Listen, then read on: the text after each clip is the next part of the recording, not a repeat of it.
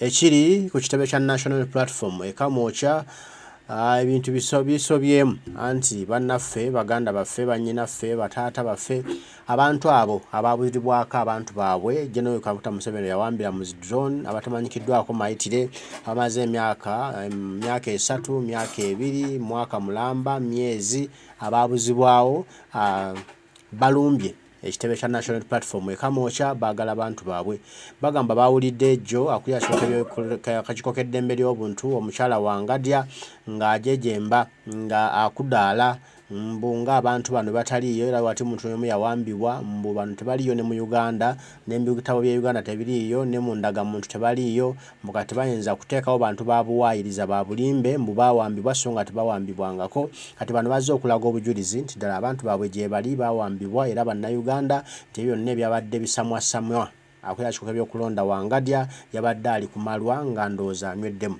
Kale abantu bano katubafune kuba miranga myereere maziga ge bakaaba babuuza abantu baabwe baliwa bakaaba balaajana tobanga ashuka ebyokulonda keeganya abantu baabwe mbusi bannayuganda olwanira n'akakasa nti ddala mu Uganda tulinamu obwannannyini nti tuli bannayuganda era kyekikakasa ddala nti tuli bannansi ba Uganda obanga tusina okutwegaana ate nga be bawamba abantu baabwe. Kitegeeza abantu bano battibwa kati tebaagala kwogera kubanga babatta ne basiika mbisegguusi. Kale katufune baganda baffe bano bannyinaffe mikwano gyaffe abaana baba abawambibwa ababuzibwawo nga boogera ensonga zino nga bawa obujulizi era nga baagala abantu baabwe ekijja kijje. Tuli Kamwokya. Tutandise ne mukyala wa Kibalama kati myaka 3 talabibwako so ono ye mukyala we katandika atubuulire. Thank you very much. I'm by the names of Kamwokya Shibalama, the wife to the missing Shibalama John Bosco, and I think I'm not alone.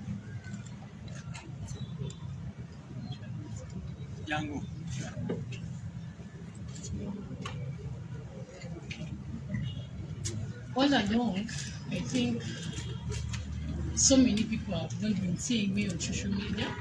Apart from some of the people to interview me at home. Mr. John Bosco Shibalama went missing in 2019. That was on 3rd June. He left home, and I think I've been telling the same story. I've been repeating it again and again. He left going to Makerere University to finish up with his research. And on the way, we don't know what happened. They just informed us that they found the car abandoned on the road. And we went to so many police stations. We went to CMI, we went to CPS, we went to Chivuli, we went to Kasangati, because Kasangati people are the ones that called our chairperson who came at home and were telling him that they found the car abandoned because all the IDs were in the car. From that time, I think I've moved so many places. And surprised because I watched on the news of, I think it was Monday, when Mrs. Nagaja was saying that Wangaja, that they have received 12 people and the 18 are nowhere to be seen. And I think my husband was included. And from there, I've been hearing that they wrote to me or they called me when they want to know about my husband's details and what, and I told them I don't need to know. I think they called someone else, not me. I've never received a call from the government, and I think I've taken so many steps calling people from the government. Because from the time the Mrs. Nabanja talked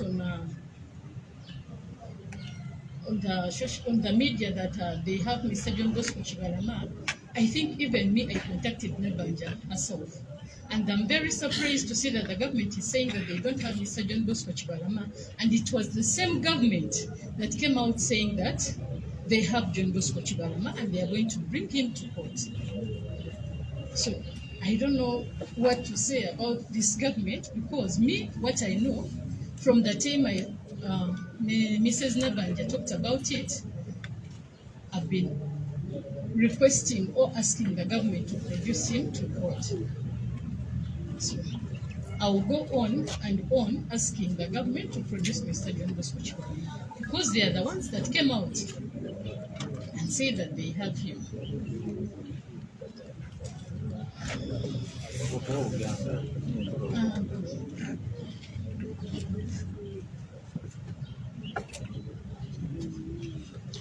Amani agamye nze mukyala nakukeera Monica Chibalama ng'ensonga etulese wano olwaleero y'ensonga y'omwami wange mwami John Bosco Chibalama.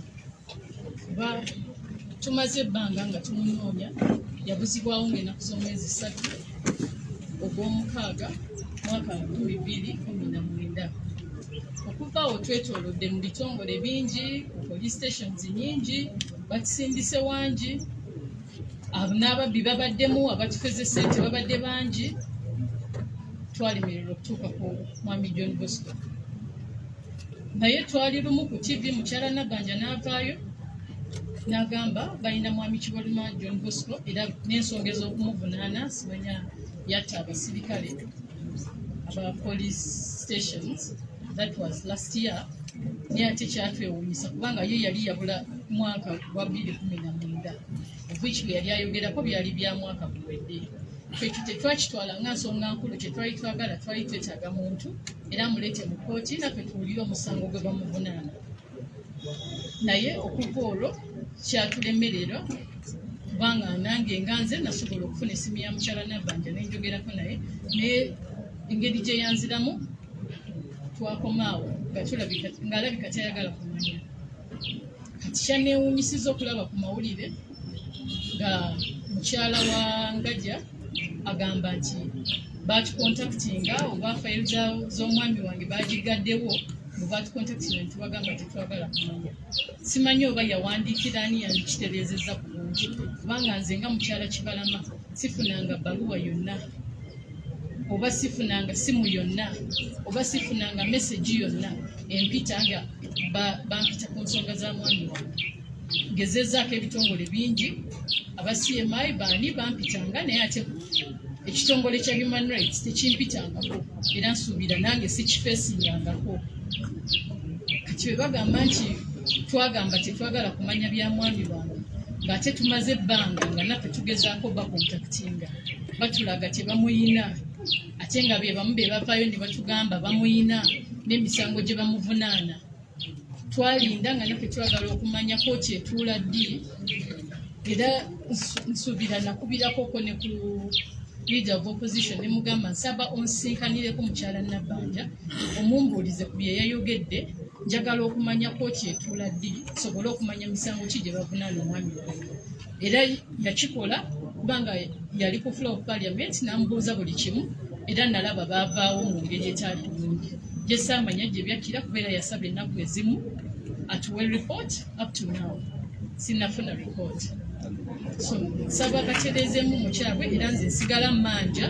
Yagambye abantu abamu tebaliiyo, teba-existinga. Mwami Chibalama John Bosco yali registered, ayina national ID, ayina passport y'eggwanga lino, ate ayina family, ate ndi mufumbo nina n'ebiwandiiko.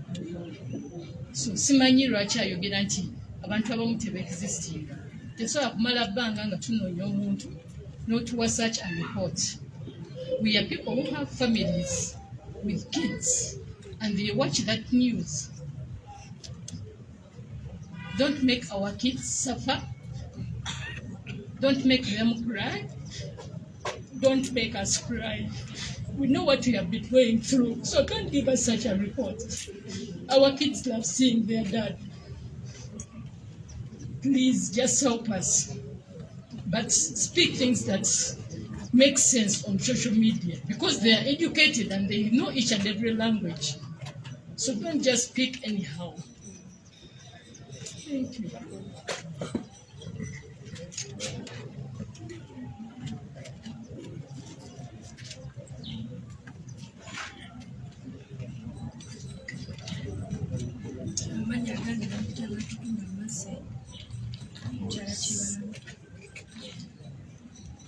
Ensonga tuleese wano Abantu Chibalama engeri gy'akulamu n'engeri gye tumunoonyeza ebbanga eddene nga tetumola kuba awezezza kati emyaka eno agenda mu myaka 5.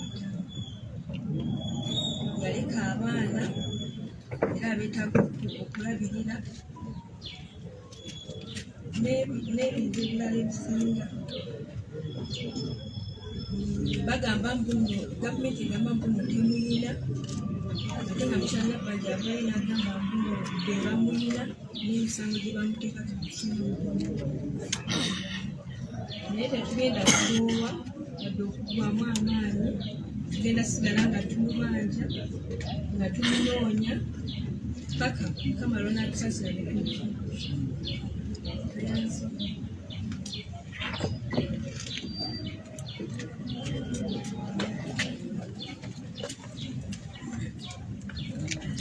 Kale, era nga bagambye Robina Nabbanja manyi ayogera nnyo.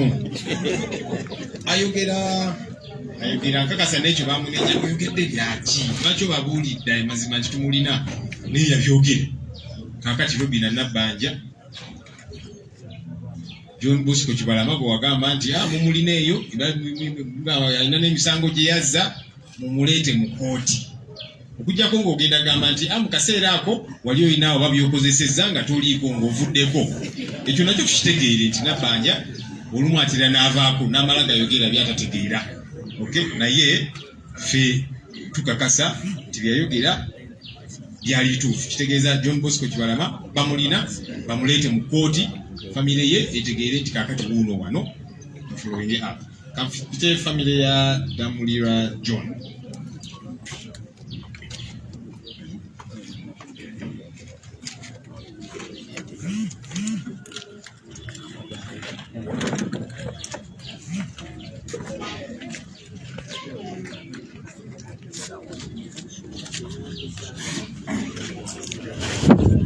Yes, abali Kamwokya TV mujja tusonyiwa mu kwa sawundi ne abantu amabogera mpola netugende nekyo kiriwo. Sabalera nyabo amanya gange nze Kiganda Chelsea nali muto wa John Damulira. Ali wano ye mukyala mukulu wa John Damulira, mukyala muto wa John Damulira, omwanyinaze yadda ku John Damulira. John Damulira bamuwamba ng'ennaku z'omwezi 21 Novemba 2020 bamusanga wa Kiseka wakolera essaawa zaali wakati w'5 n'omukaaga. Abantu bonna baali ku mulimu, emmotoka yaveeri nga ya drone nga mulimu abasajja babagalidde emmundu ne bakwata John ne bamupakira mu drone. N'abantu be bamusanga nabo baali abantu nga 7 ne babapakira mu drone nga ne mutabani we wali. Amawulire bwe gatuukako twekuŋŋanya nga famire tugenda tuzaako ki. Twagenda tugulawo omusango ku poliisi y'ewa Kiseka ne batugoba ne tugenda ku CPS etwaggulawo omusango era referensi yeeno etwaggulirawo ku omusango ku CPS. Tunoonyeza John atukuze tetulina we tutatuuse, tutuse mu makomera ekitali atutuuseeyo, tutuse ekigo, tutuse Luzira, tutuse ku Semwali, tutuse Ekireka, tugenze Mbuya. Badde nga ntambula nkusooka nasooka nkutambula ne mwannyinaze ono n'oli. Luvannyuma ne balamu bafugwa mu kusooka bo baali batidde nnyo nabo batwegattako tandika okunoonya John ne John tetumulabangako. Amawulire John bamukwata ng'ennaku z'omwezi 21 Disemba 2020. Gano amawulire ga Monitor gafuluma ng'ennaku z'omwezi 22 ku ppeegi ey'okuna. Kuliko omwami munsikirize someko kapalagulafu kano katono. Kuliko omwami ye Patrick Onyango omwogezi ndowooza wa poliisi. Amawulire gasoma bwe gati kapalagulafu kano kenjagala okubasomera. Kampala Metropolitan Police spokesman Patrick Onyang confirmed Mr. Damulira's arrest and several others on allegation of participating in the protests around the Kampala metropolitan area, but denied torturing the suspect. It's true, he is one of the people we arrested, but I cannot tell you where he and others are detained now. We did not torture any person. As an institution, torture is prohibited as a form of interrogation, Mr. Onyango said.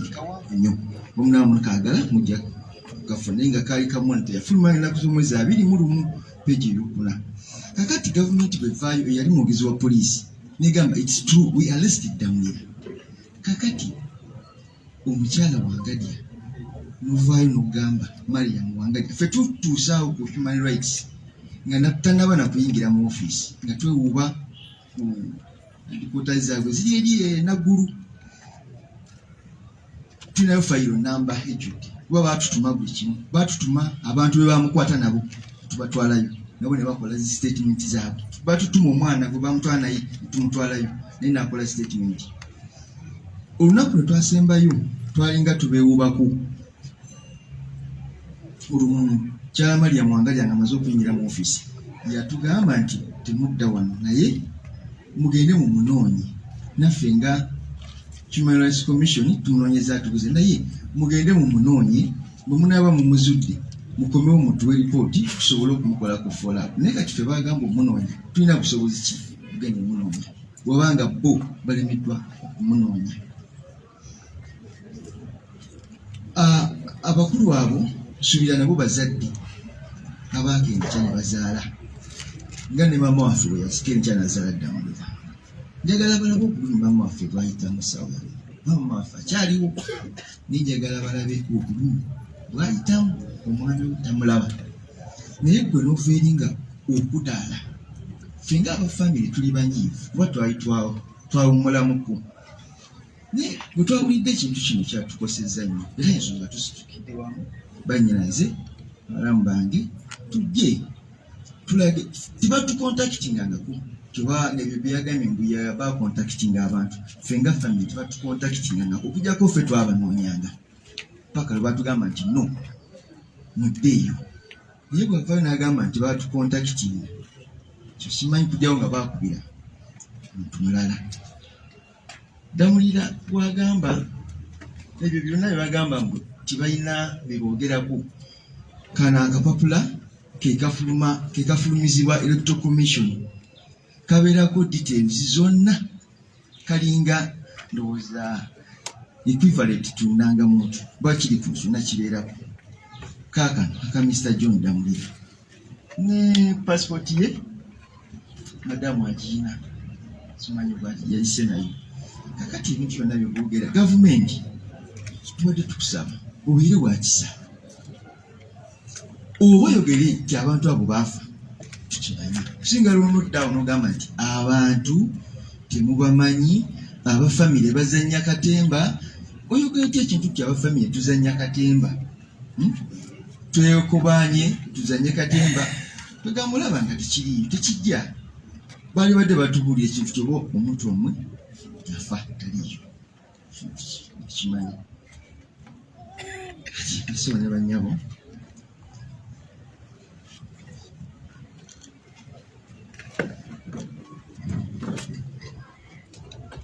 balamusizza abasibo ne bannyabo. Amannya agange nze Katana Winfred ng'ali mukyala wa Damulira John bwe baakwatanga ennaku z'omwezi 21 November 2020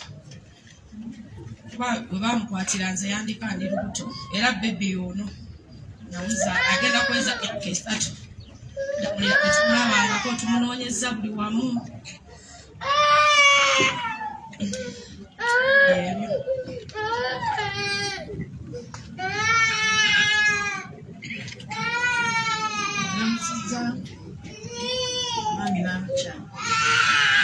Tugende n'ekyo ekiriwo eddoboozi eriri wansi nnyo. Nonyeza omwami wange Damulira John ambuzi bweta kusawuna bonna namwambuzi ye bamukwata ne boogera nti bamulina Museveni nayogera n'amusoma nagamba alina ddamula ate olwatayo omwezi nagamba ati simulina omwami tutumye tumukwatangako naye tumusaba baba gye bamutekala n'atuyamba tujuza omwami bati yalina musango bamugulako omusango naye ng'amutubazeeko naye okubala bamujja ku dduuka paka olwaleero tulukubanko baddeegesa afe tulina obululu atusaasi enkambira. Yes, mwena abali ku TV eddoboozi lyeryo mpolampola. Abantu tebaliyo bajjeko wa Kiseka Ddamulya wakolera babuuza abasuubuzi kuba Ddamulya teri atamumanyi wa Kiseka yonna ne bw'otandika akatale gye tandikira paka gye kakoma ng'obuuza Ddamulira banoonye information ddala Ddamulira yaliyo oba teyaliyo bwe bavaawo bagende waakuleekaana kusala amaloodi wali amakaage babuuze abatuuze Ddamulira yaliyo oba taliyo bwe bavaawo tuzaalibwa Masaka tuli beggulama bagende ku kyalo waffe okuva ekyalo kyonna kimanyi n'enva gyonna egyetooloddeawo gyonna kimanyi Ddamulira kuba kwe yazaalibwa kwe yakulira babuuze babalaga nti bamukweka balabika abantu babwe gye bali mu maka gaabwe batudde entendi abantu abo simanyi na kumanya kiki kibaagaza ggwanga.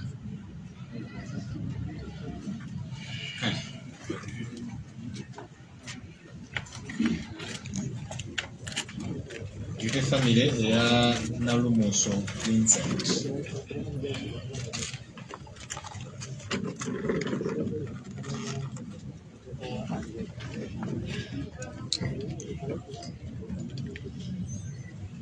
Amanya gange ezeka tulias ganda wana Nalumuso Vincent.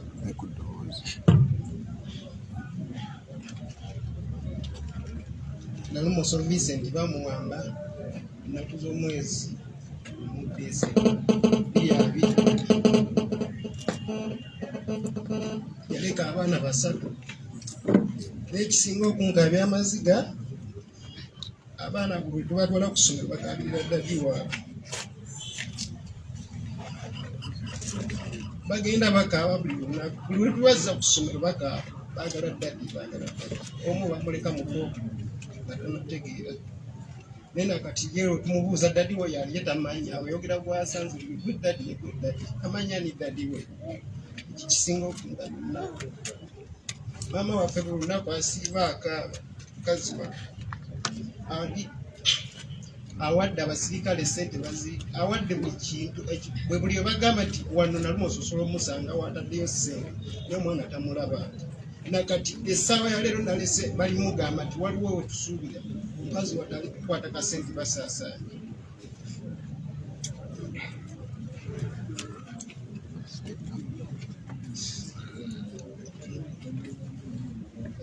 National ID ne Nalumuso Vincent kyangabiza nnyo nga ndaba omukazi oyo ku mawulire ng'ayogera naye ngamba singa oyo mukazi abadde asobola okutuuka buli wamu n'agenda ng'alaba ekintu kyagenda ayogerako. Namutunuulidde omukazi omukulu ng'ayimiridde mu maaso gaffe abaana abato abasobola okutunuulira ensonga eyo naffe ne tugyekkaanya n'atasobola kujja kwekkaanya kintu ekyo kyayogera nga tasobola nekirumiriza mu bantu.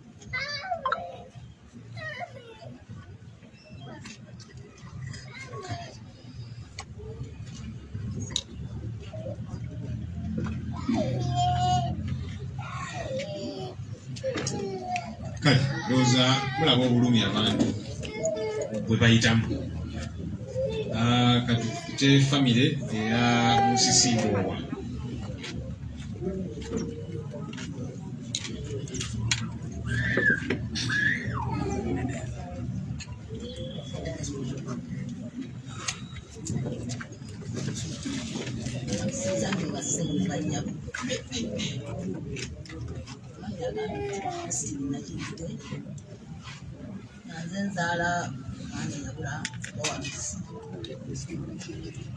Obulumi bwe tulimu obulumi bw'amaanyi nnyo okusinziira abaana baffe baabula naku gye tulina nnene nnyo. Musimboowa bamukwata omwaka 2 ennaku z'omwezi 18 Desemba bamusanga mu Kisenyi bamuyoola ne bamutwala. Okuva olwo tuddangayo kuwuliza ku Wamusi alina omukyala alina abaana. Tunoonyeza buli wamu kusimba owaabuzi. Tubadde tusaba oba abaana baffe balina emisango gye bazza babaleete mu kkooti bavunaanibwe. Tumanye nti oba gye bali n'okubala tokutubala tutugenda tumanye nti gye bali. Ne kati obudde buno bwe tulimu tetulina ssuubi lyonna tuyinza kumanya nti kuba tetubalaba tetubawuliza ennaku gye tulina.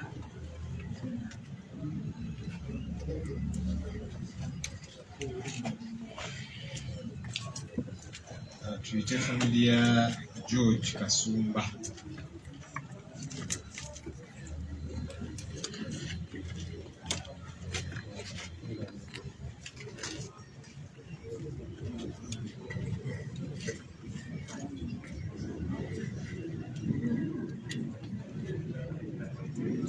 Ennaku z'omwezi zaali 19 ennaku z'omwezi 19 January 2021 abasajja abaali mu ngoye eza leeya wamu neza police gye nasinga okwetegerezaako yali ya counter terrorism police bajja mu disitulikiti yaffe ey'Ekyotera ne batuwamba. Nali omu ku abo be baawamba ne mukulu George Kasumba ono gwe mulaba. Nze nali chief campaign team we nga nze munoonyeza akalulu yali yeesimbyeyo ku bwa kansala okukiikirira Kasaali ku disitulikiti yaffe eya Kyotera. Abasajja baatutwala nange gye siyinza bannyonnyola gye baatutwala kuba baatutwala batusibye obukookolo baatuyisa mu buli ngeri byonna gye embi mu bulamu. Mwami Museveni yavaayo n'atusoma amannya ffenna nga nange mwendi ne muganda waffe George Kasumba nga naye mwali. Kati giweze emyaka 3 bweddu nga mukyala nga mwami Kasumba takola ki talabikako. Neewunyiza nnyo kyovala ennaku zino n'abantu abakulu munaatusonyiwa tetukyabawa kitiibwa kuba nabo tebeewa kitiibwa. Omukyala Wagadya okuvaayo n'ategeeza nti NUP abantu beeyogerako tebaliiyo abamu bampewo. George Kasumba yali yeesimbyeyo ku bwa kansala okukiikirira Kasaali nga akyali nga candidate. Electoral Commission details zino zonna eziyina. Bw'aba agamba nti Kasumba taliiyo era wampewo, Electoral Commission kuba abudde bwe baatuwambira yali yeesimbyewo nga kansala era nga akontestinga. Electoral Commission details zo ziyina. Maama mukadde azaala Kasumba yakubwa stroke nakati ali kundiri tavanga olwa ekikangabwa n'ekyekango kya mutabani we. Tubadde tusaba mwami Museveni wamu ne gavumenti yene n'atera okuwunzikibwa abaana baffe etuyambe buyambi kubanga bwe babanga mukyala Wagadya omukazi omukulu agamba nti abo abaana abantu tebaliiyo. Nze omu ku bo ba victim be batwala mu safe house twamalayo ndowooza emyezi 9. Nze byange byonna byaggwawo byonna sikyalina na kimu. Nasanga bibiddolo olwa gavumenti kino kigavumenti kyannakyemalira waako. Nze nsaba era nga neegayirira bagane kulabya abantu baffe ennaku. Tusaba abate abantu ate balina musango nga balina omusango gwonna gwe babateekako babatwale mu mbuga z'amateeka. Ffe be baatuta batutwalira mu bukookolo era bwe baali batuta batutera mu bukookolo. Nze bansuula ku kyalo Kaliisizo wali ne bankuba tteke nenva mu drone n'engwa wabweru. Tewali kyaje ezi zonna zibaatuteekako. Twasanga bazadde baffe bawaaba omusango mu High Court e Masaka nga ssaabawolereza wa gavumenti yali yagamba nti ffe tetuliiyo era tulimba. Bw'atyo kkooti y'e Masaka n'esingisa gavumenti omusango naye nakati bagamba simanyi okuliirira bye sitategeera tebatuliiriranga. Simanyi ne gye byakkira saagala kumanya kuba n'ekigavumenti kyabwe kinaatera okugenda. Kyembadde nsaba era kinga kyensembyayo nsaba akakiiko k'eddembe ly'obuntu akeeyita ak'eddembe ly'obuntu kubanga singa kaali kaddembe ly'abuntu singa ffe kaatunoonya dda kuba ndi omu ku bo bwa victim ne tubawa obujulizi tete kuba Kasumba ono twagenda naye ne tubawa details biki na biki naye tekatunoonyangako yadde okubaako ne kyekakola ki kyekatubuuza ate katube kavaayo ne kagamba nti NUP beeyogera erimba ndabanga bo be balimba kyembadde nsaba gavumenti z'ewabweru naddala ab'ewabweru baveeyo bwe babanga bino bye biri mu Uganda tebaddamu kuvujjirira nakyemalira wa kuno kubanga bino byatuusa ku bantu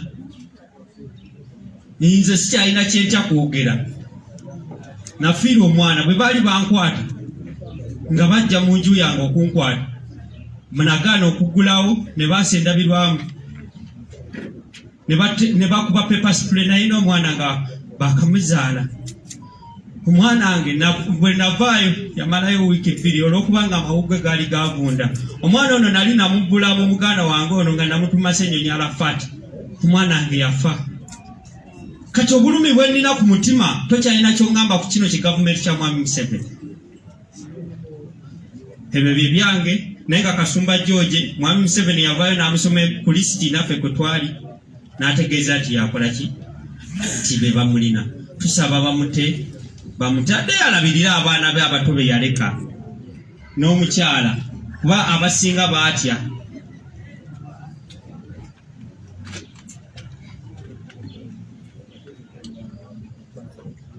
ekikulu n'ekisinga mu byonna nti abantu babatiisa bw'onaavaayo okwogera ojja kufa naye kyemmanyi n'abo abagamba nti bw'onaavaayo okwogera ojja kufa balina amalaala ewaabwe nabo abantu nga baafa kati simanyi tubenga kirumira nti bw'oyogera ofa ne bw'otayogerawo okola ki yogera lumu ofe nga abantu bategedde nti okoze eki nze nkya ne be banaambuzaawo nina abaana ne famire banaasigala ate buli bwe basula omu ate evaayo basula abalala 10 badde nsaba baganda bange bannayuganda okwebereramu kintu kikulu ayi Katonda kuuma Ssaabasajja wamu ne Pulezidenti Kyagulanyi Ssentamu.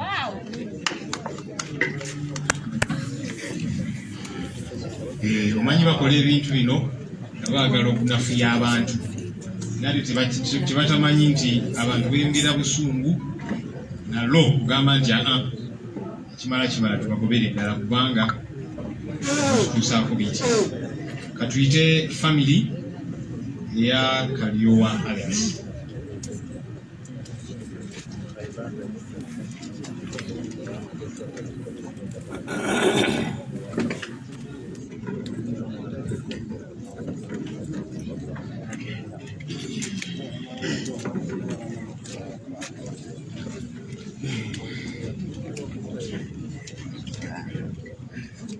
Nalabisiza nnyo mwenna mu linnya lya Mukama waffe Yesu Kristo.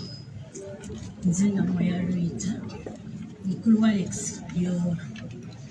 Alex Kalyowa bamuwamba nga 15 Julayi buli mwaka. Naye baali bamunoonya okuviira ddala we bakwatira Kyagulanyi mu Arua ng'era workshop ye yagirekawo nga yeekweka olw'abantu okumunoonya. Bamujja ku galajja ezaali nga ssaawa 3 ez'ekiro naye up to now tumunoonyeza tetumulaba. Tutambudde buli aweetaagisiza twagenda ekireka gye baatulagirira ntuukayo omwami akuumaayo yaŋŋamba nga kimu tetulina naye n'amala nga naŋŋamba bwe genda oli akawungako ono kayiwa muleke eno ndaba abadde yeekweka Kyagulanyi nga yamukweka tumunoonyeza ebbanga lyonna ne mubuuza minisita mumuvunaana musango ki mbubayo kimotoka za poliisi 2 ne mugamba lwaki temumutwala mu mateeka ne mumuvunaana ekyo n'agamba nedda gweddayo weerira akawungako ne Alex mama afe ali eyo tategeerekeka mama yatukuza ali single mother abaana be bakuzizza bavuddemu bwe baali yagalidde ate mwe muyingira mu ddembe ly'omuntu okuyagala so nayisabye bonna abakulu bekikwatako Mwami Museveni toyingira mu ddembe ly'abamaama toyingira mu ddembe lya maama wange badde nkwegayirira wote muto wange kubanga maama takyategeera ate n'ekirala owamba ale naye nange nayongera okukyawa si kyabaagala famire owamba omuntu omu abantu nga 3 tukoowa lwakati ffe n'owotambula mu famire yaffe tebakyayagala kumanya lwaki mutubonyaabonya lwaki temutulekereddemu leka tustragolinge n'akatono ke tuyina naye nga tuyina emirembe mu nsi yaffe nze Rita Namuwaya Mukama abawe omukisa.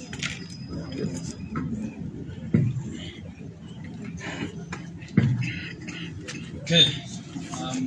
Katufune family ya Chilya Peter.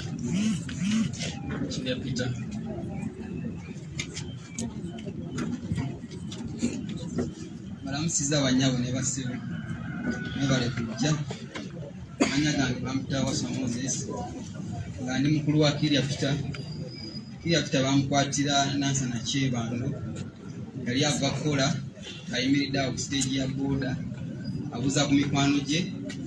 Droni we yajira omulundi gumu nesiba ne bakwata ne banne basatu ye n'abawakuna ne babatwala bandi ewaka omukyala nkubira ngamba mulamu nto bamukutte ngamubuuza akoze ki ngamba simanyi naye ndapiki gye bakomezaawo naye ye bangambe bakoze ki bamukutte twatandikirawo ne tutandika okunoonya tugenda ku poliisi ezeetoloddewo ne tunoonya nga bwe otuuka batugamba tebamulina kati omusirikale omu osi n'atugamba nti ffe bwe tuba tukwata abantu tukozesa patrol na bodaboda bwebanga droni yemukutte ffe tetumulina abasirikale bebakola ki bebamulina era ne batugoba tweyongera okunoonya ne tunoonya paka wetwatuka ne tukoowa then we waayitayo emyezi gyalinga 3 mba ndi awo ng'omukyala nkubira mukyala we ngamba mulamu muto wankubidde essimu naye ayogedde ekintu kimu nangamba nze tata Nathani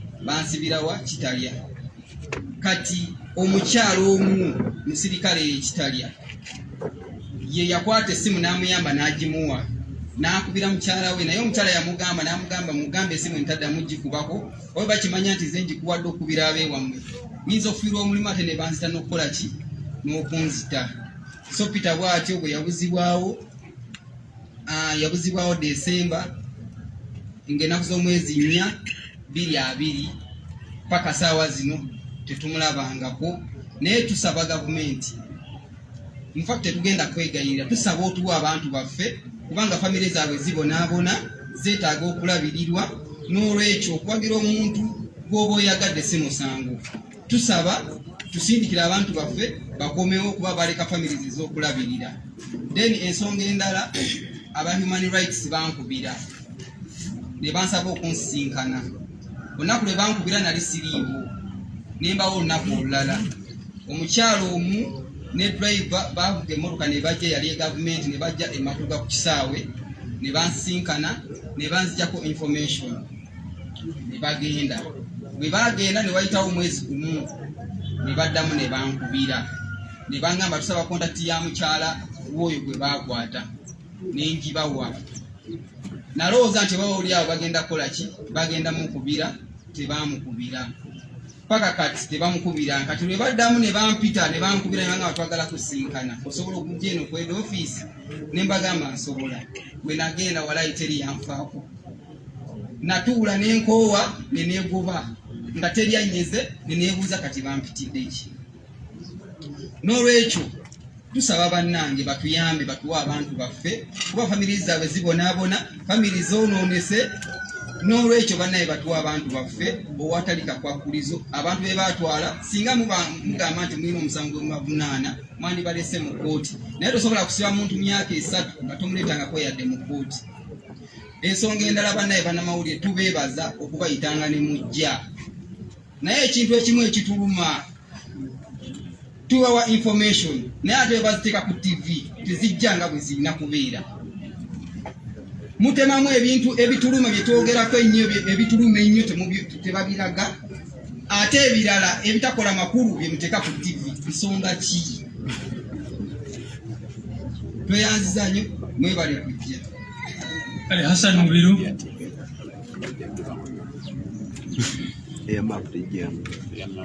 tugezeeko twanguyeko kubanga nga bwe tubagambye bano abantu bwe bava wano bagenda ku Human Rights Commission. Assalamu alaikum warahmatullahi wabarakatuh. Amanya ganze kyolina okumanya dda olujjuliro tetutemamu omwami wange bamwamba ennaku z'omwezi nga 2 Novemba bajja wakazanga ekiro ne bamutwala ab'emmundu bamufuna bammundu nti alina emmundu ate nga tagikwatangako. Tunoonyeza amakomera yonna tetumulaba, twagenda ku poliisi ne bagamba abamutwala bajja kumuzza muddeeyo waka paka nakati tunoonyeza buzibu.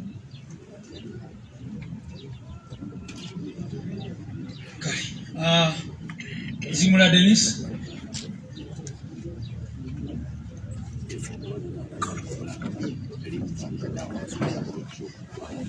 Yes, abamu bagenda ne bagamba nti abamawulire tutemamu ebintu ne ffe TV zaffe olujjuliro terutemamu, Ghetto TV tetemamu, Apple Media tetemamu, Ow'omukisa tetemamu, Tiimu Kyagulanyi tetemamu. Kati sama Uganda ezo TV zaffe wozigobera tewali TV etemamu.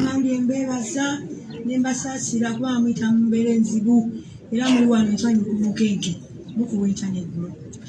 Amanya gange nze Nasuna Prosi banze bamala Zimula Dennis. Zimula Dennis yabuzibwawo nga 2 Novemba 2020 okuva ekyebando Nansana. Bamukwata essaawa zaali 5 ez'emisana.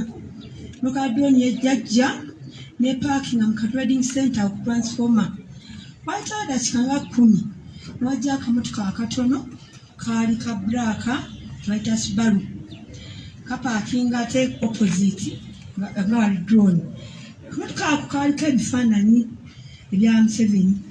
Kakati Zimula Dennis aveeri ayitawo bw'ati Shafiki Wakolo mukyotale wano naye bamukwatako olwo akwata ku mmotoka eyo akonako bw'ati. Bamukwatanga olaba enjuki eziguddemu ow'ejjinja. Shafiki yali bakujja ku mobile money naye bamukwata n'abateeka mu drone. Bali abantu nga 6 n'abateeka mu balina zibatuuni bagenda babakukuba n'abateeka mu drone. Drone n'esimbula n'edduka n'egenda. N'bajja wakati bagamba Dennis bamututte. N'engamba baani bagamba drone emututte. Tugenda ku poliisi ne turipootinga. Tugenda Nansana nga tebaliiwo. Bagenda Luzira nga taliiyo. Tugendako Emitana zinayabula. Tunoonyeza Zimula akoze eki abuze. Naye nebaza nnyo abanuupu bali nnyo mutuwereddewo nnyo omugwe mukola munene tugusiima. Nange ndi omu ku abo abakamishoni bakola ki bakontakitinga. Bankubira essimu nali waka ne bagamba oli luddawa ne mbalagirira otuke Nansana atambula booti omutwala mu Trading Center mumukubire okuzwawo okujja waka mu Mutiko. Batuka mu Trading Center bankubira ne ŋŋenda mbalabe ne mbabuuza mu mmotoka ki. Ne baŋŋamba emukayiwa etiikulika nawe togiraba. Ne ntyamu nga ntirabye n'amazaali za gavumenti. Ne nziruka sekretale yali lunch hour. Ne mga sekretale emmotoka eri gy'olengera epakinze opposite ne poliisi. Nkubidde essimu babuzaawo nnyo abantu mutani wange bamutwala. In case bwe mba mmisinze mutegeere emmotoka ekoze eki entutte. Sekretale yali busy yali alya mmere.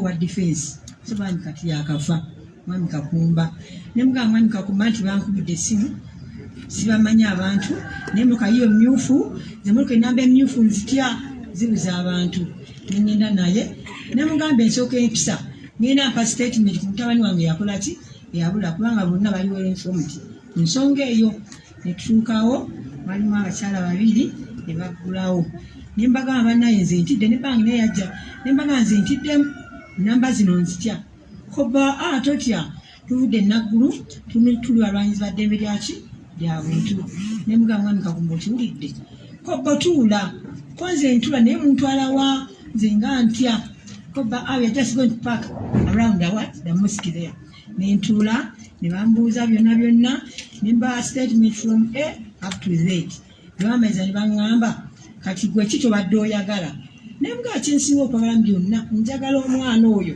abe ng'akomezeddwawo kubanga tetumanyi weyabawusize ate nga bamukwatanisana nanga bwina obukafu nemugamba ye obeega okuprovinga out genda ku stage ya bodaboda wali obuuze abantu bonna bajja kuwulira byenkuganga byebiki babyebituufu kati ne baŋŋamba singa gavumenti ebekubuuza kyekuwa okisaba ki ne bagamba saagala ssente njagala ki njagala muntu ne banga tujja kuddamu tukubire wayise ennaku 3 ne bali tonaddamu kukola ki kunkubira naye nga bannange mwebale nnyo mwebadde abannuupu omulimu gwe mukoze tetunafuna abantu baffe tulina essuubi mukama nga atukoze eki atuteeddemu obwangu saba Museveni yona gy'oli ebintu byonna birabikugu ebiri mu bbanga ebigenda mu maaso obiraba tuyambe ddala babanga abantu baffe bakwatibwa kituufu tukimanyi tuwulya ennyiike ku mitima tetumanyi waje bali bwambavuna n'emisango gyamu ffe tutamanyi mubaleete mu kooti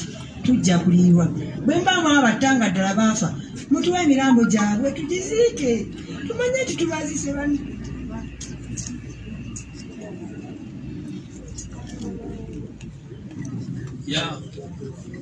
yeyo gavumenti ya Museveni tukabiza buli muntu yenayina amaziga.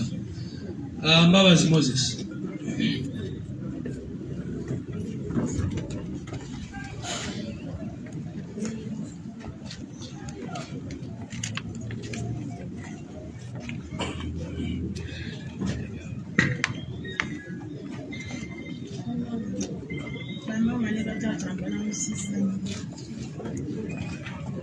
balamusiza nnyo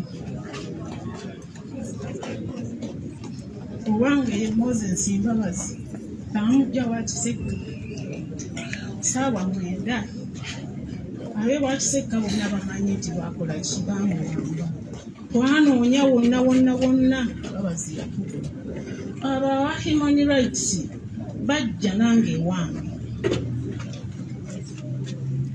emmotoka era yali ddabo kabina bagiramu abantu 3 driva n'abakyala 2 bambuuza buli kimu n'ekibabuulira ne baŋŋamba Mbabazi bw'anaaba abuze bajja kuwa buli mwezi ssente ze banaaba babaliridde ne mbaga nze nga saagala ssente njagala mwana wange yabadde andabirira nasanyalala emikono sikyalina kyensobola ayina abaana nze njagala mwana wange akomewo ne baŋŋamba bw'anaaba talabise kyekiddako ne mbaga simanyi mwamumanyi ne baŋŋamba nti tugambye nti bw'anaaba abuze bajja kuwa buli mwezi ki ssente ze banaaba babaliridde kati ate bagamba batya nti ate tebatulaba nti oba bagigaddewo ng'ate bajja ne twogera nenjogera nabo nze nasookedde ddala ku lisiti oyo mukyala wangadya ng'ayogera ku puroguramu ekikutte omubabiro saawa 5 ez'ekiro seebase na kutulo maama mukyala wangadya oli mukyala muzadde wensuubira obulubi bwe tulimu bungi asobola kwogera bwotyo ng'oli mukyala muzadde abaana baffe bawambibwa mukimanyi naye bw'oyogera bwotyo nze nali muntu w'ebyalo naye mpulira sikyalina n'amaanyi gasobola kukola kyera sikyasobola naye neebaza abannuupu abaana bambabazi agituuma ttiimu Lugongoya. Ttiimu Lugongoya tulabiridde, ttiimu Lugongoya tweyanziza tweyanzeke, temutta n'obudde ne mujja ne mutulabako ne mutuguya, tweyanziza tweyanzeke. Nayogera ne ŋŋamba mukyala Nankabirwa, mwatugamba abaana baffe mubayina, lwaki temubatuwa? Ne ŋŋamba mukyala Rose Senninde, wagamba nali ku leediyo n'ogamba nti akalulu mu Wakiso kakolebwa bubi. Naye nkugamba nga bantadde ku Facebook, ne nkugamba ekyakozesa obubi akalulu kuwamba abaana baffe. Naffe abaali aba NRM tetusobola kuba kalulu ng'abaana baffe bawambe. Kati ate bwe muvaayo ne mugamba nti ate abaana baffe temubayina, tubeewuunya. Mutuyambe mutuwe abaana baffe. Nze abaana nayina babiri, omu yafa accident n'akafaananyi mbadde nkalezi. Yafa accident nga wa myaka 22. Kati oyo gwe mbadde nnina era kwe kwetuuma eryakawenja sirinya. Ekwetuma eryakawenja n'agamba maama yabadde Jime yabadde alabirira maama. Kati nze kampenje sente nsobole okukola ki? Okulabirira maama. Bannanga abanupu mbeyanziza, amagulu gaali gannuma ne munzijanjaba, neyanziza nnyo neyanzenga ttiimu Lugongoya. Kale, Semudu Michael.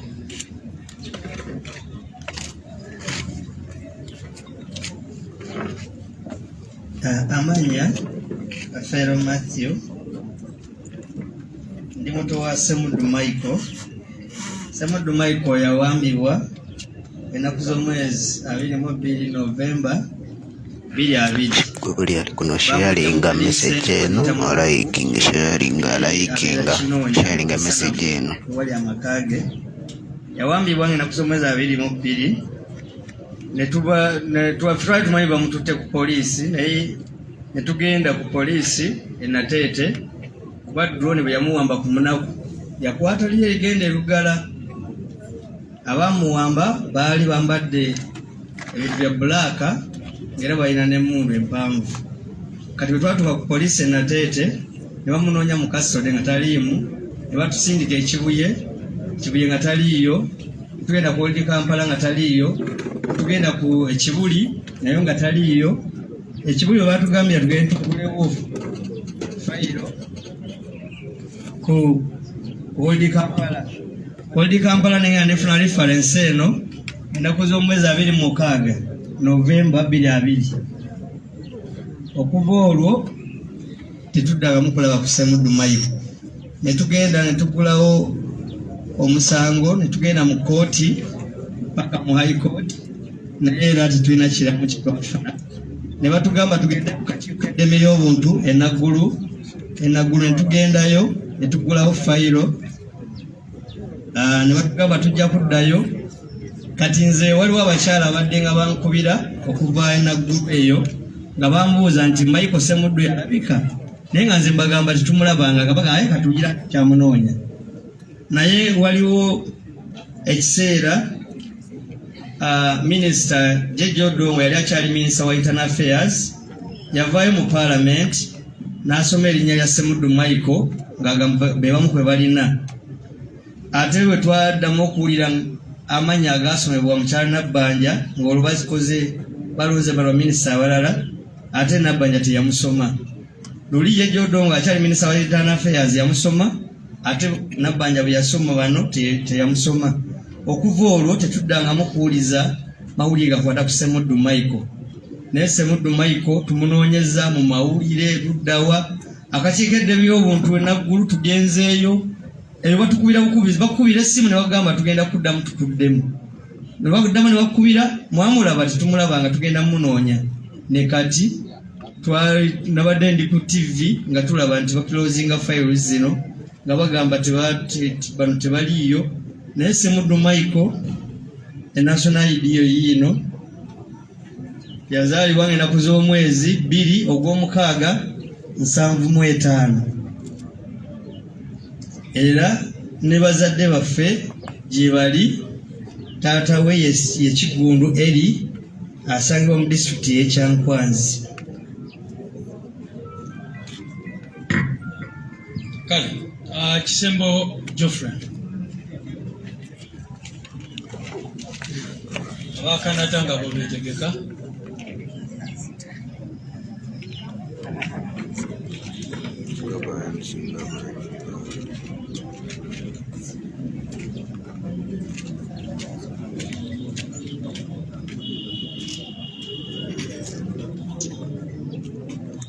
Mukamafe yabazibu basoni banyabo.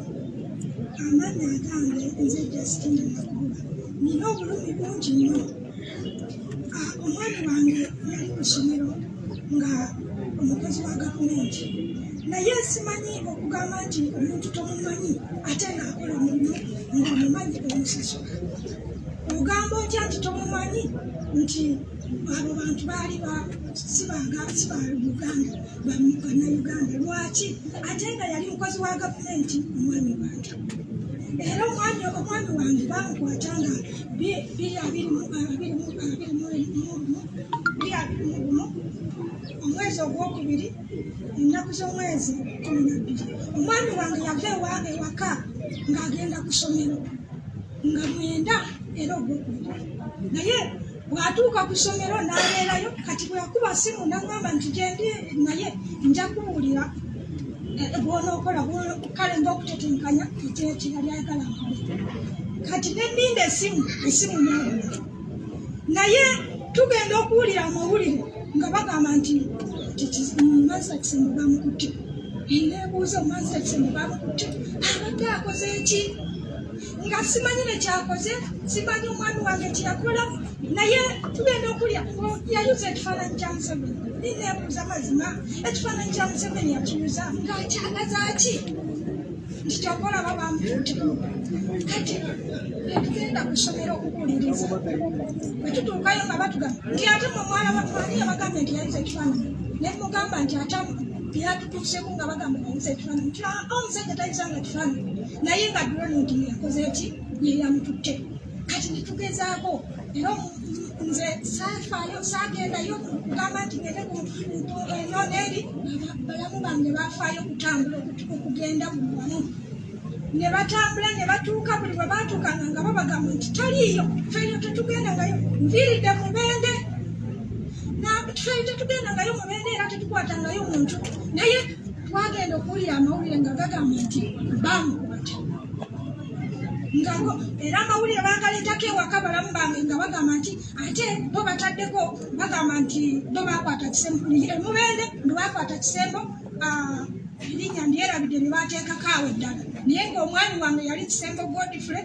Mazima ne buli kati okuva olwo tetulabangako, tetutegerangako nawaali, tetumanyi nawaali, tetumanyi nti oba nti bwatiri. Bannange tusaba gavumenti etuyambe, enyambe kubanga nze mpita mu kubonaabona n'abaali. Nze mpulira nga mbeera esobedde kubanga mazima abaana bannemeredde, nze sina kyakkola.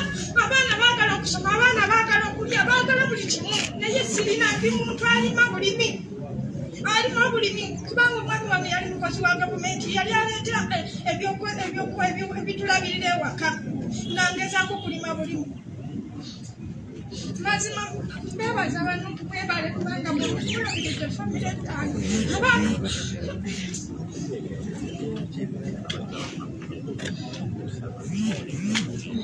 Kanata Muhammad. Then tujja kufuna Maganda Juman Tozabebo abaliwo leero.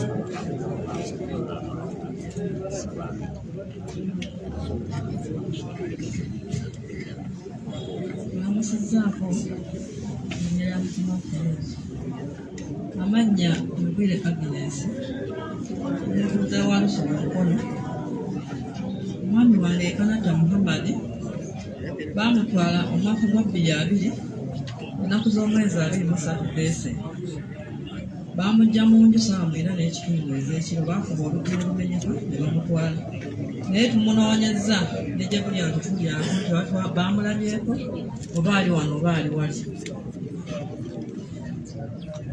abasajja baalinga 6 abaayingira mu nju abambadde ebyambalo bya bbulaaka naye kwaliko omwami omu ng'ali muleeya wabula yali ataddeko masiki ne katopi ku mutwe atoyinza mutegeera naye nga bakambwe bakutte emmundu nga bakutte buli kisi n'emiggo gyali naye bannayiba bange bagamba nti abaasigadde ate wabweru nabo babadde bangi nga balinga abagamba nti banyonyolwa abantu benkanawa omwami wange bamutwala bamukuba emmotoka zaabwe zipaakinze awo ku luguudo ne bamuteekamu ne bamutwala naye tumunoonyezza nejja kuli eno talabika tuli abakyala bana kanata alina maama we nejja buli eno takyatambula puresha yamukutula amaku ali awo akaabira awo essaawa eno n'alibadde naye eno naye tasobola kutuukayo twasigaza abaana bali 14 buli mukyala alinako abaana berina abaana 5 naye ninako omwana yalwala nga n'ekimuluma sikimanyi naye omwaka guno tagusomye ali waka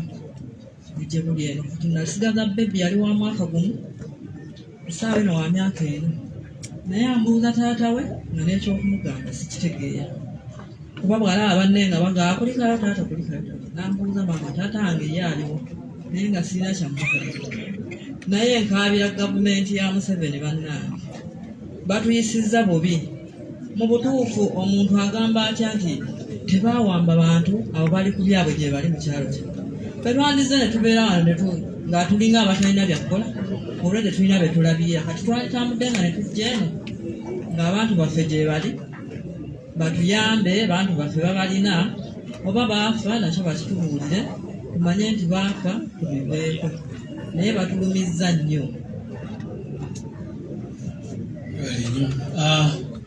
Maganda Juma ono recent abductee era temugenda kulaba linnya lye ku lisiti ya Wangadya.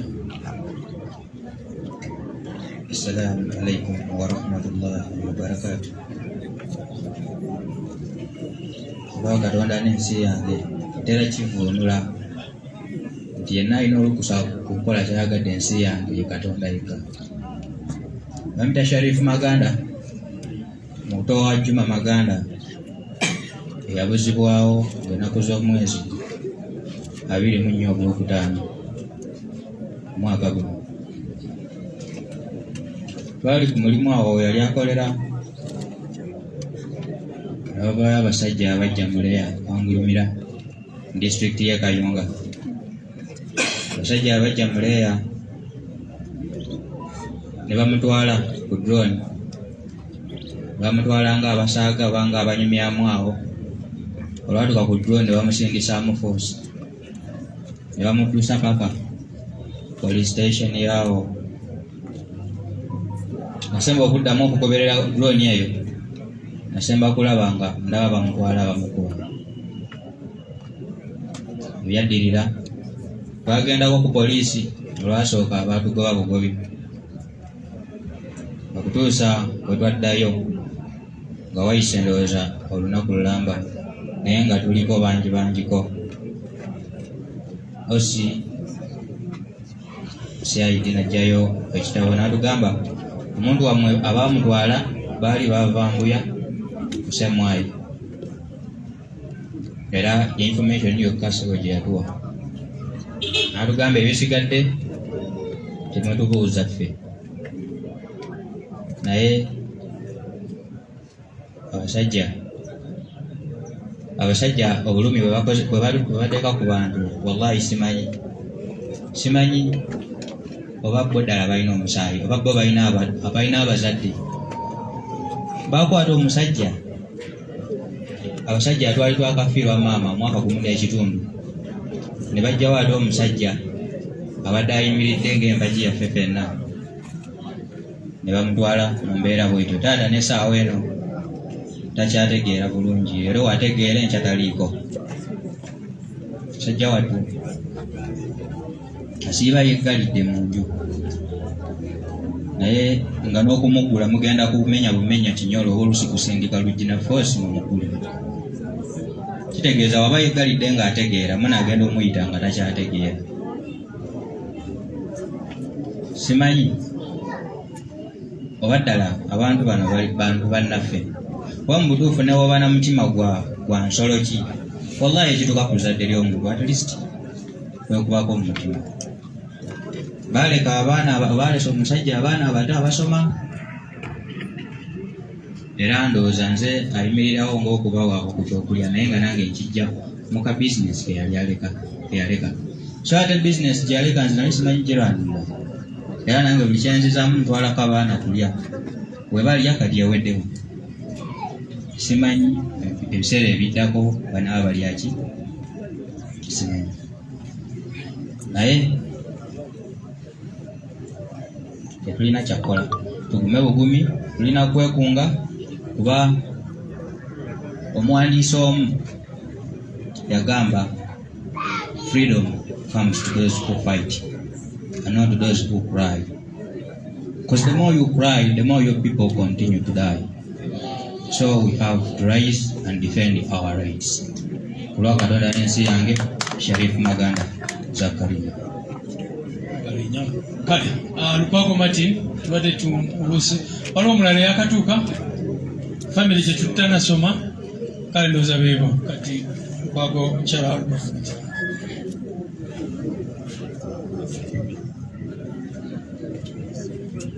alamusiza abasebe banjabo amannya nze namuyanja Mary mukyala Lukwago Martin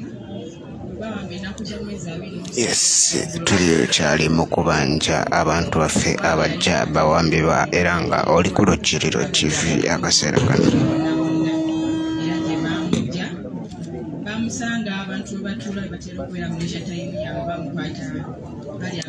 Oli ku Lukiriro TV.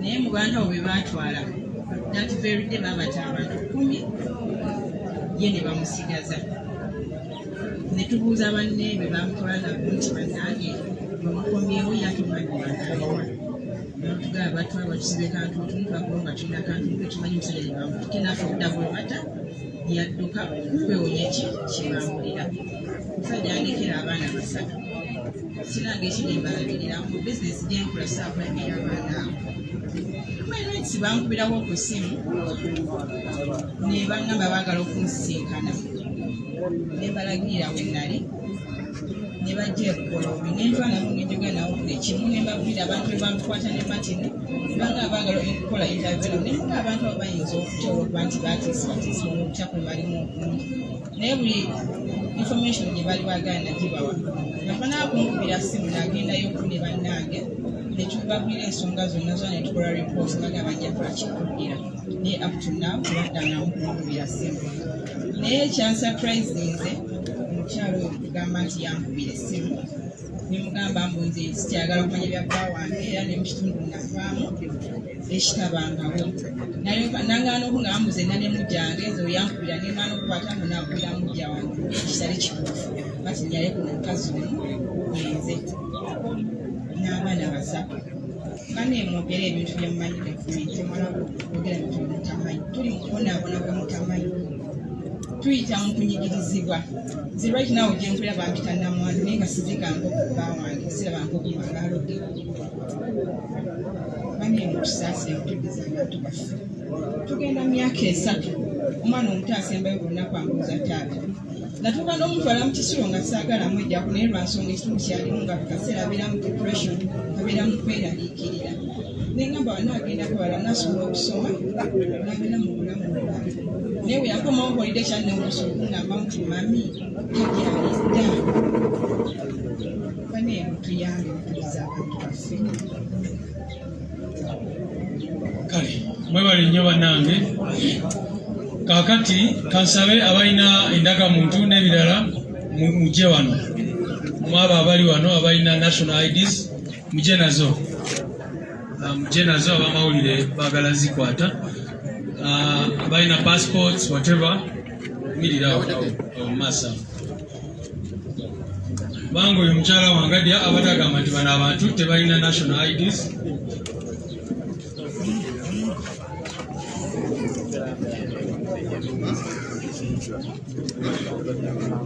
abalina national IDs just muyeka ajene national ID oba ne passport nekirala kyona kyonna kati ya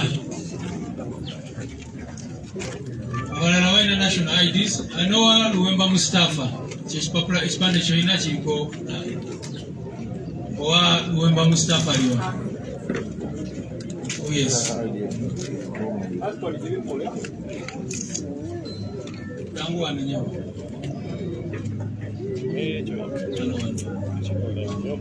Oza mubalaba wangali abadagamba nti bano abantu bayinza okuba nga tebabeerangako balamu naye muziraba ID zaabwe abamu nona alina ID eri ku simu nagibirira nga mwe. So si kituufu nti bano abantu tebalina national IDs era zino IDs bajja kutambula nazo olunaku lwaleero bazitwale ku Human Rights Commission. So tulabe ki ekirala kye bagenda okwekwasa. Kale kansabe n'abalala mwena mujje n'ebipande byammwe namwe musigale wano ab'amawulire badde baagala okufuna shot eyo nga bwe tugenda ate akakiiko akaali badde akakiiko k'eddembe ly'obuntu naye kati nako akeenyigira mu kutyoboola eddembe ly'obuntu.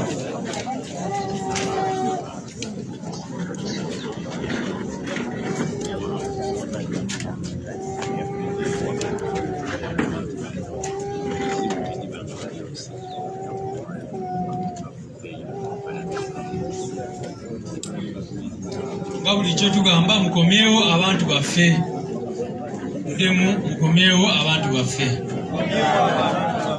mutuwe abantu baffe, bring back our people, people power, mwebale nnyo. Yes, abadde ku TV. Yes, abali ku TV onako lwaleero badde press conference nga yakubanja abaana ababula era n'abamu nga bakyali makomera nga gavumenti yagamba temanyi gye bali era temanyi nga bulijjo abeera ku kamera okuba nga nkwereza kyambadde musomesa nga nze abeera okuba nga nkwereza nga nze abeerawo ku TV okuba nga nkuwa update buli kimu ekiba kigenda maaso. Kansooke nveeko nja kuba nkomawo jjukira tugenda gwe buli ali ku TV tugenda ku human rights. Si birungi nnyo. Emiranga Nebiwobe byebiri ku kitebe kya national platform Kamwokya anti abantu abo ababuzibwako baganda baabwe, ababuzibwako abaami baabwe, ababuzibwako mikwano gyabwe bazze nga baagala okufuna mikwa abantu baabwe. Baagala General Kaguta Museveni abawe abaana baabwe, abawe abantu baabwe beyabuzaawo awatali musango. Abantu abo ababuzibwawo olw'okuwagira Kyagulanyi Ssentamu Robert Bobi Wine era nga bano bagamba nti okuwagira Kyagulanyi si musango. Okuwagira Kyagulanyi buli omu ddembe lye okuwagira ekyo kyayagala. Buli munnayuganda alina okusalawo kikyawulira nga kimuwoomera okuwagira oba nga kimweyagaza akiwuliramu eddembe okukiwagira. So ne bano bagamba nti abantu baabwe balina eddembe okuwagira kye beetaaga, balina eddembe okuwagira President Kyagulanyi Ssentamu Robert Bobi Wine. Si kyateeka nti buli muntu alina kuwagira General Kaguta Museveni.